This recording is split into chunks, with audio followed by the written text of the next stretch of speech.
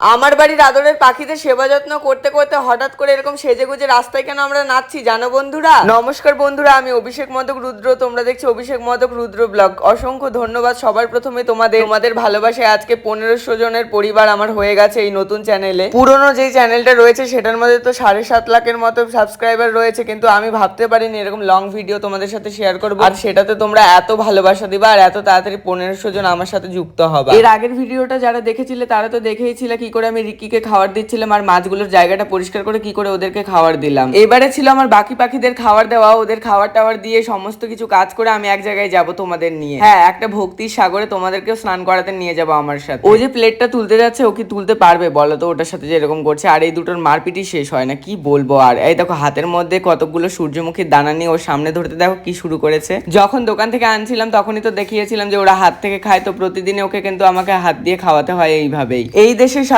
সাথে বাংলাদেশ থেকেও কিন্তু প্রচুর মানুষ আমার ভিডিও দেখে, কমেন্ট পায় তাদের। তোমাদের কিন্তু অসংখ্য ধন্যবাদ আমার ভিডিও দেখার জন্য। তো পাখির খাবারগুলো তাড়াতাড়ি করে ঝেড়ে ওদের ঘরে কিন্তু আমি খাবারগুলো দিয়ে দিচ্ছিলাম। আমি জানি অনেক মুসলিম ধর্মাবলম্বী মানুষেরা আমার ভিডিও দেখে, তো তোমাদের কিছুদিন পরই একটা উৎসব রয়েছে, সেটা হচ্ছে মহরম। আমাদের বাড়ির সামনে কিন্তু লাঠি খেলা হয় প্রতি বছর, তো এবারও আমি অপেক্ষা করে আছি যে ওরা সব দল বেঁধে আসবে আর আমাদের বাড়ির সামনে লাঠি খেলা খেলবে। যদি সত্যি এবারও লাঠি খেলা খেলে তাহলে আমি তোমাদের সাথে কিন্তু ভিডিওটা শেয়ার করব মহরমে। আর আমাদের হিন্দু ধর্মাবলম্বীদের এখন চলছে জগন্নাথ রথযাত্রা উৎসব, তো সেইটা নিয়ে কিন্তু আমরাও খুব আনন্দে আছি জানো তো। আর তারই আজকে উল্টো রথ, এটার জন্য তো আরো বেশি আনন্দ লাগছে যে কখন এই কাজগুলো আমার কমপ্লিট হবে আর আমি ভগবানের কাছে যেতে পারবো। তো পাখিগুলোকে খাবার দিতে দেখো ওরা কিন্তু খাওয়া শুরু করে দিল, তো জলগুলো ওদের ঘরে দিয়ে দিচ্ছিলাম। আর রথযাত্রায় বৃষ্টি হবে না সেটা কি হতে পারে? আজকে উল্টো রথ, তার মধ্যে তো বৃষ্টিটা হচ্ছিল, অল্প একটু ছিটে ফোটা পড়লো আর আমি বেরিয়ে পড়লাম একটা কাজের জন্য। এই যে বাড়িটা দেখতে পাচ্ছ, এই বাড়িটা আমার একটা স্টুডেন্টের বাড়ি, আর এর বাড়ি এসেছিলাম আমি কেরালা কটন শাড়ি নেওয়ার জন্য। আমার কেরালা কটন শাড়িটা না নষ্ট হয়ে গেছে, সেই জন্য ওইটা দিয়ে আমি ধুতি পরার জন্য নিয়ে আসলাম ওর কাছ থেকে। আর দেখো সম্পূর্ণ রেডি হয়ে আমি কিন্তু চলে আসলাম সোজা রথযাত্রায়, আর এখানে জগন্নাথ দেবকে কিন্তু রথে তোলা হচ্ছে। কি সুন্দর অপূর্ব দৃশ্যটা সত্যি। এবারে বলরাম, সুভদ্রা এবং জগন্নাথ দেব কিন্তু তৈরি হয়ে গেছেন মাসি বাড়ি থেকে নিজের বাড়ি যাওয়ার জন্য, আর আমরাও তৈরি হয়ে গেছি তাকে নাচতে নাচতে তার বাড়িতে পৌঁছে দেওয়ার জন্য। এবারে আমরা সবাই সাদা পরেছিলাম, তো সাদা রঙের পাঞ্জাবি আর সাদা রঙের ধুতিই পরেছিলাম, আর গলার মধ্যে একটা মালা নিয়ে নিলাম জগন্নাথ দেবের, মানে জগন্নাথ দেবকে যে পুজো করা হয় তারপরে যে মালাটা থাকে ওই মালা। ওই যে আগেই বলেছিলাম ভগবানকে সবাই মিলে নেচে গিয়ে তার বাড়িতে নিয়ে যাব, সেইটাই কিন্তু হচ্ছে। দেখো সবাই কৃষ্ণ নামে মেতে উঠেছে আর নাচ গান শুরু করে দিয়েছে। এত আনন্দ হচ্ছিল কি বলবো। আর এখানে যারা থাকে তারাই বোঝে যে এখানে কি আনন্দ হয়। শুধুমাত্র কৃষ্ণ নামে যে এইভাবে মেতে ওঠা যায়, সত্যি এখানে না থাকলে সেটা বোঝাই যায় না। কখন যে দুপুর থেকে সন্ধ্যা নেমে আসলো বোঝাই যাচ্ছে না। দেখো গোটা রাস্তাটা কিন্তু লোকে লোকারণ্য, আর সবাই কিন্তু নাচছে ভগবানের জন্য।